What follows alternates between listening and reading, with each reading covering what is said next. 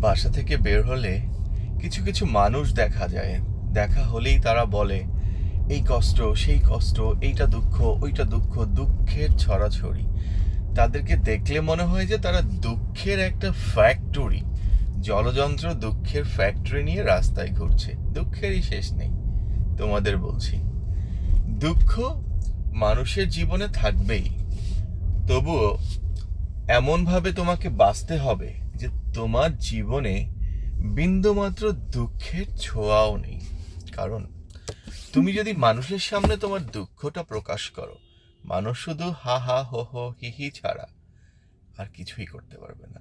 বরং মানুষকে এমনভাবে তাদের সামনে হাসি মুখে থাকো, শত দুঃখ থাকলেও যেন তারা বুঝতে পারে তুমি সুখী মানুষ।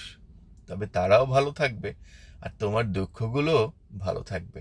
পৃথিবীতে প্রতিটা মানুষেরই কম বেশি দুঃখ আছে। এটা নিয়ে হায় হায় হো হো করার কিছু নেই।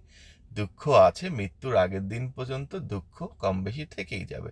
সো দুঃখ নিয়েই বাঁচো, কিন্তু হাসি খুশি ভালো হয়ে বাঁচো।